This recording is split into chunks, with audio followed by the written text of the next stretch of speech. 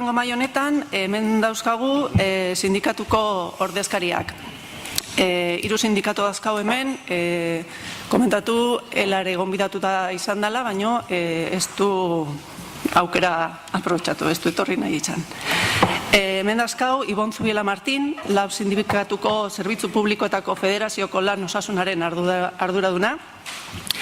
Alfonso Ríos Velada, Comisiones Euskadiko sindikatutik, Lan Osasunaren arduraduna. Eta Antonia González Cuevas, UGT sindikatuko Zerbitzu Publikoetako Federazioko Lan Osasunaren arduraduna. Confebaskeko ordezkari bat ere gonbidatuta zegoen, Amaia López Iriondo, baino arazo pertsonalagatik ez da etorri. Bueno, decía que tenemos a tres sindicatos en esta mesa. Ibon Zubiela Martín por el sindicato LAB, Alfonso Ríos Velada por Comisiones Euskadi y Antonio González Cuevas por UGT. Él también fue invitado, pero no ha aceptado la invitación. Sin más, vamos a empezar. Ibon.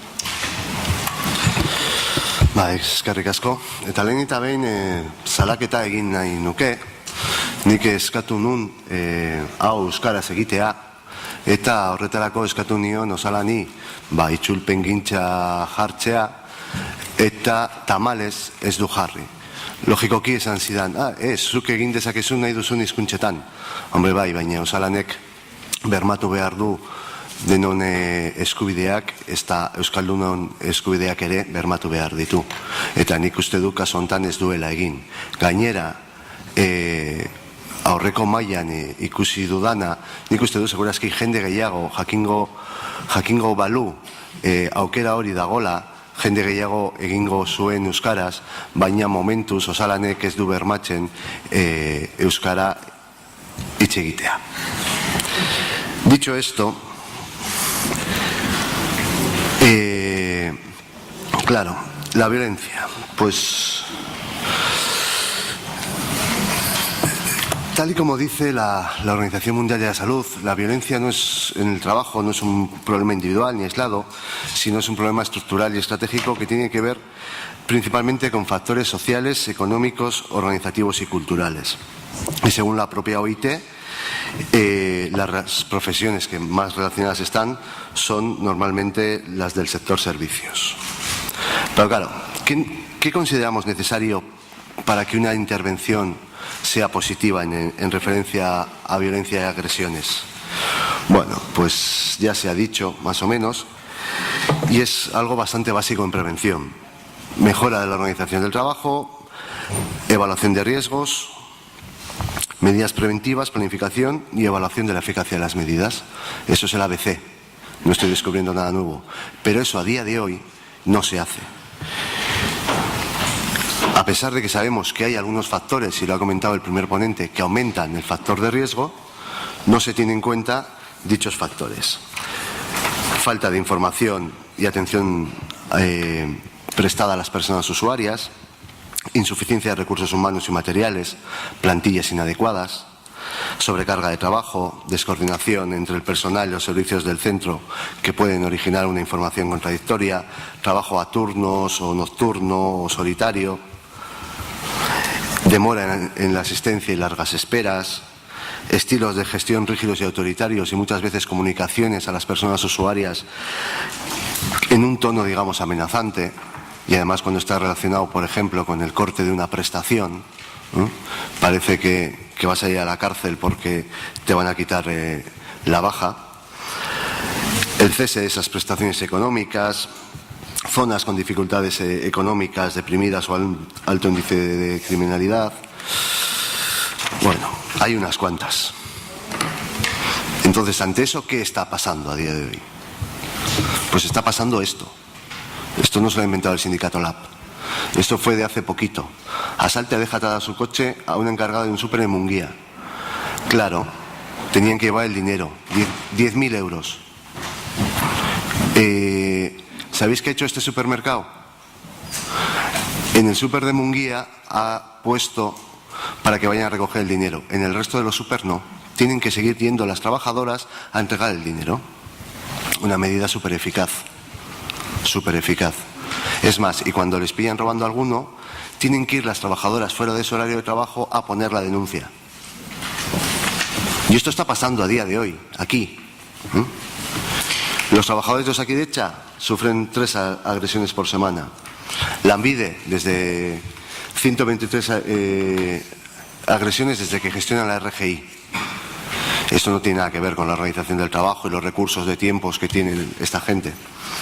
Viola y corta un dedo a una educadora social en Bilbao, lo cual me pregunto si será causa suficientemente grave como para que se aplique el 316. Pero la fiscal ha dicho que no, porque como no se había explicado ninguno, porque no eran suficientemente graves, no sé. Denuncian agresiones y amenazas en un complejo comercial de Portugalete. La semana pasada agreden a un profesor y 2 menores en un centro formativo de Bilbao. Un menor agrede a una educadora del centro tutelado de Lezo. Y no he puesto más porque podíamos estar así los 10 minutos que tengo. Y quería contar algo un poquito más. Porque tras 22 años de la ley de prevención no se hacen evaluaciones de riesgo. Como mucho, alguna cuantitativa, no se emplean metodologías cualitativas para analizarlo y además no se tiene en cuenta el problema de las agresiones. A día de hoy, como mucho, ponen agresiones causadas por seres vivos. Eso es lo que se tiene en cuenta en las evaluaciones de riesgos. Una auténtica vergüenza que a día de hoy sigamos así y nadie diga nada. Pero claro, no se puede hablar de agresiones sin hablar del actual sistema y el contexto actual, lo cual de verdad me ha dejado altamente sorprendido porque a lo largo de toda la jornada no se ha hecho ni una sola referencia al contexto actual, a la situación de crisis y a la situación de recortes. O sea, hablar de agresiones y no hablar de la situación actual me parece una auténtica falta de rigor, voy a decirlo. Iba a decir otra cosa, pero estar aquí impone un poco y digo falta de rigor. Tomando el café os diría otra cosa, ¿vale?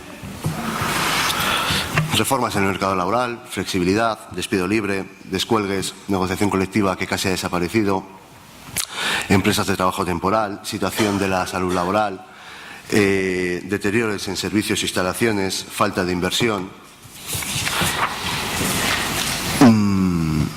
recortes de personal, de derechos, de prestaciones. Eso ha sido desde el 2008 una práctica muy habitual que tiene mucho que ver con la situación de violencia externa que se sufre en muchas empresas. Pero existe el conocimiento, existe cuáles son los riesgos, cuáles son los factores que aumentan esos riesgos, pero aún así seguimos con malas condiciones de trabajo y con agresiones. Y me pregunto, ¿se han reducido los casos? ¿Se han mejorado las condiciones de empleo y trabajo? ¿Se avanza hacia un trabajo decente o digno? Pues la respuesta es no. Y no se avanza porque la culpable y la responsable de esta situación es la patronal. Utiliza la precariedad como un elemento más de gestión de los recursos. Es totalmente insumisa al cumplimiento real de la prevención de riesgos laborales en las empresas y a la participación de la clase trabajadora. Además, han convertido la prevención de riesgos laborales y nuestra salud en un negocio más que rentabilizar en su cuenta de resultados. Los servicios de prevención y las mutuas patronales son la voz de su amo. Se niega el origen laboral y se ocultan estos daños.